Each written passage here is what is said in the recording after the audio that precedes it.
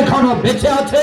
সে বলেছে না আমার ভাইকে আল্লামা সাঈদী হত্যা করে নাই, আমি এটা আদালতে বলতে পারবো না। তাকে আদালতের সামনে থেকে কিডন্যাপ করে ইন্ডিয়া নিয়ে যাওয়া হয়েছে। ইন্ডিয়ার কারাগারে কয়েক বছর রেখে দেওয়া হয়েছে। আল্লামা সাঈদীর অপরাধটা কি? কোন অপরাধে 13 বছর জেল? কোন অপরাধে শেষ পর্যন্ত উনাকে স্লো পয়জনিং করে হত্যা করা হলো? অপরাধ শুধু একটা, আল্লামা সাঈদী আল্লাহর কোরআনের আইনের কথা বলতেন। ঈমান আছে কিনা সেটা আবার বুঝবেন কেমনে? এখানে আপনার আলহামদুলিল্লাহ অনেকেই আছেন আল্লাহর পক্ষের লোক, কিন্তু আমার প্রশ্ন, আপনার ঈমানটা আছে কি? ঈমান আছে কিনা সেটা জানার জন্য আপনাকে জানতে হবে ঈমান কোন কারণে ভেঙে যায়। ওযু করার পরে কি ওযু ভেঙে যায়? ওযু কি সারাদিন থাকে আমাদের? না, ভাঙার কিছু কারণ আছে না? ভেঙে গেলে আমরা কি করি? আবার ওযু করি। আমরা দুর্বল চিত্ত, আমাদের সাথে শয়তান আছে। ঈমান ভেঙে যায় 10 কারণে।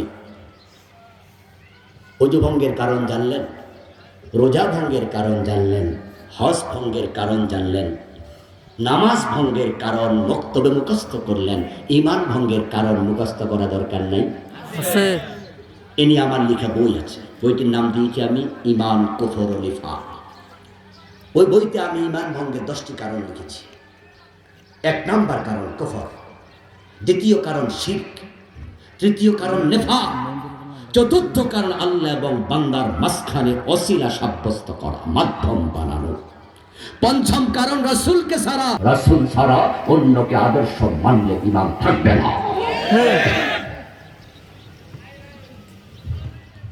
কুফর বাংলাদেশে চলমান 56টি কুফর নিয়ে আমি একটি বই লিখেছি। আমার ড্রাইভারের কাছে বইগুলো আছে, আমার 8টা বই আছে লেখা। রাষ্ট্র এই দেশে কুফর প্রমোট করেছে। 2023 সালের জানুয়ারির 1 তারিখ পাঠ্যপুস্তক যখন হাতে আসলো, আমরা দেখি সরকার বইতে কুফরই ঢুকাইছে।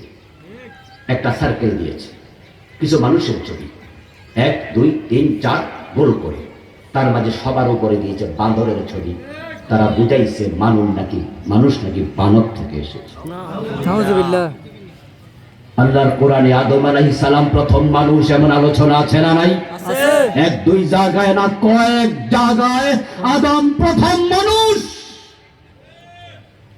আর তারা বলে না, বান্দর হলো মানুষের কথা। বিশ্বাস করলে ঈমান থাকবে? বেঈমান হয়ে যাবে। রাষ্ট্র এটা শিখিয়েছে।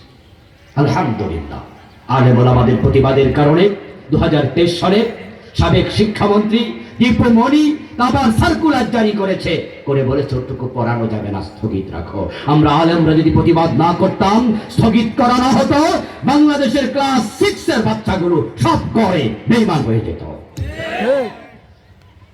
কাফের হওয়ার জন্য ডজন ডজন কুফরি লাগে না, একটা কুফর যথেষ্ট। কাদিয়ানী কেন কাফের হলো? কারণ তারা নবী মুহাম্মদ সাল্লাল্লাহু আলাইহি ওয়াসাল্লামকে শেষ নবী মানে নাই। নামাজ রোজা করেও তারা কাফের। আল্লাহর একটা বিধান অস্বীকার করেছে, কারণ রাসূলুল্লাহ শেষ নবী, এই কথাটা আল্লাহর কোরআনে আছে না নাই? আছে। ইবলিস শয়তান কেন কাফের হলো? কারণ ইবলিস শয়তান আল্লাহর একটা আইন মানে নাই, সেটা হলো আদমকে সিজদা করো। সে বলছে না, আল্লাহ বলে তুই বেঈমান, বেরিয়ে যাও, ফখরুজ মিনহা ফাইন্নাকা রাজিম, তুই অভিশপ্ত।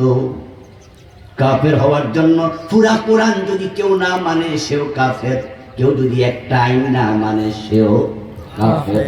ঠিক অঙ্কের মতো 10 লাইনের অঙ্ক, 10 লাইনে 10 ভুল 0, 10 লাইনে 9 লাইন ঠিক, 1 লাইনে ভুল, সেও পাবে 0।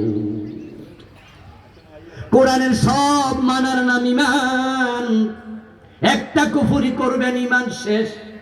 শয়তান একটা আইন মানে নাই, সে কাফের।